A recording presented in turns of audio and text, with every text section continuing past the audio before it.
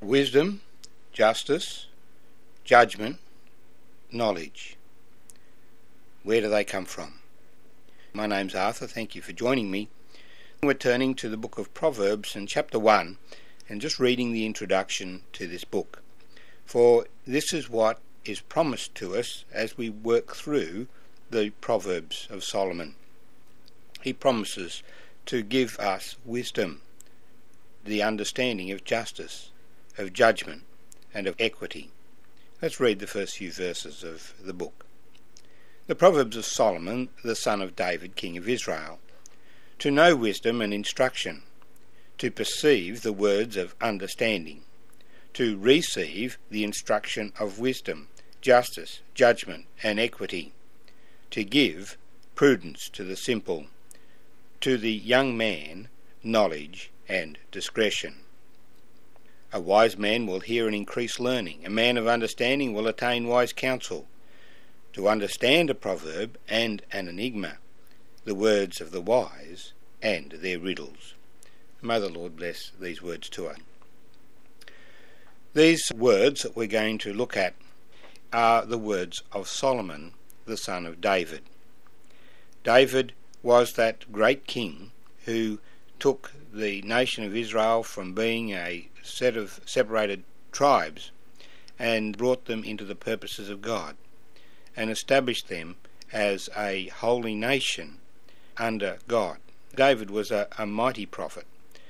His writings are particularly the Psalms, for he was the sweet psalmist of Israel, declaring a relationship with God which is not revealed in such personal terms in the other writings of the Old Testament. So we have those who knew God from a legal point of view, and that was Moses. Abraham, who knew God from the point of view of the great Creator God.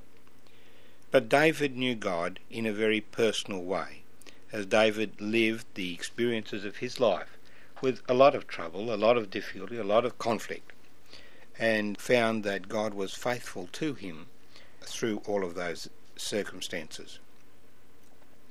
Well, David had a son, and when Solomon came to the throne, Solomon asked God for wisdom, that he might rule his people well. And God gave him that wisdom, and that wisdom has been captured to us also in the Scriptures, in the writing of Proverbs, the Song of Songs, and the book of Ecclesiastes. And in these books we have a very personal expression of life, an analysis of life in the book of Proverbs, as Solomon spent time thinking about situations. Now, why has he written it down? Well, there are two ways to learn something. The slow and painful way is to learn from experience. The better way is to learn by instruction. And so our society places great store on education. Education is seen as the way to solve all kinds of problems. Even drug addiction, we try and use education to say, well, if you smoke, it has these bad effects on your body and impedes your actions.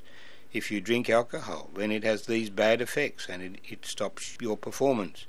It brings unhappiness to your family and it doesn't bring satisfaction to you. Education is the foundation for a progressive society, because if people can learn from books, then they don't have to learn the hard way. If we can read in a book how something works, then we don't have to spend the time nutting it out for ourselves. And so a large amount of things that we know and understand, we don't learn firsthand, we learn from books and through teachers. Well, the most fundamental things to learn are the things of life. How to live, how to make right choices, how to make wise decisions. And that's what the purpose of the book of Proverbs is.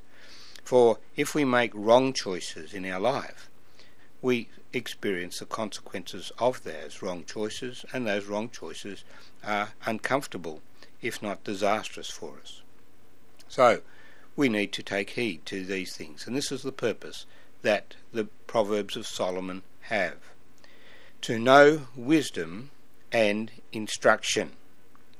So we are told we can learn these things. We can be instructed. Now, when you are instructed, there's always the responsibility then of following the instructions. You can't be made to follow the instructions. And it's a sad reality that often when we get a new piece of equipment, we will just turn it on rather than read the instructions. Sometimes we destroy it because there was a bit of packing that we should have removed or something else.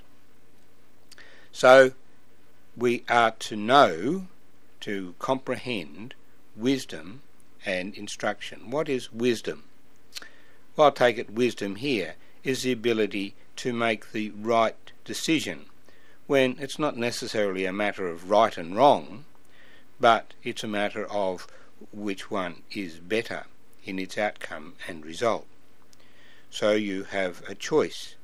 Even getting up in the morning, you might say, oh, I feel like sleeping in today. But if you feel like sleeping in and don't get going, then there are things that you will not do. Wisdom will tell you that unless you're sick, you should get up and get going and do those things that are to be done today, so that you're free to do different things tomorrow. Wisdom is about making the choices, and instruction is the basis on which those choices are made. You understand how things work, and then you can make the right decisions about them. Because life is full of a fantastic variety of situations and circumstances. It's not just a simple rule. You can't just have a set of rules to walk through life. So the book of Proverbs deals with a whole range of circumstances, shades, variations on particular themes, and things that are quite diverse in nature, so that we can think about a whole range of situations together and know how we should respond and be able to apply those to our own circumstances. Now, what we have here then is to know wisdom and instruction, to perceive the words of understanding. There's a difference between being able to recite something that you've learned and to understand it. And I see that in my work, where you can use words to explain something to somebody, but they don't get it, they don't understand it. So there needs to be perception, there needs to be comprehension as well as instruction. The instruction is imparted, the words of wisdom are given, but unless there is comprehension and understanding and appreciation, they are of no value. So you have to perceive the underlying principle of the words, because it's not always the actual words themselves, but it's understanding the concept behind them. Because we're talking often about psychological or spiritual issues rather than purely mechanical issues. And then he goes on in verse 3 to receive the instruction of wisdom, justice, judgment, and equity. So these are the bases on which you make decisions. Wisdom, as I've said, is making a good decision in the presence of a set of alternatives which are not necessarily all bad or all illegal or all wrong in a legalistic or a moral sense, but some are better than others in their outcomes, and we want to choose the better one. Now, this could be in terms of the employment we take. We have two opportunities of employment, and we must choose one or the other, because we can't do both, and we shouldn't do neither. So which one will we choose? Well, do we choose the one that generates the most money, or do we choose the one that generates the most satisfaction? The one that will make us rich, or the one in which we can serve others best? Different choices have different advantages and disadvantages. And what are the principles on which we're going to use to make those choices? Other things are a matter of justice, judgment, and equity. Sometimes we need to condemn an action, recognise that it is wrong.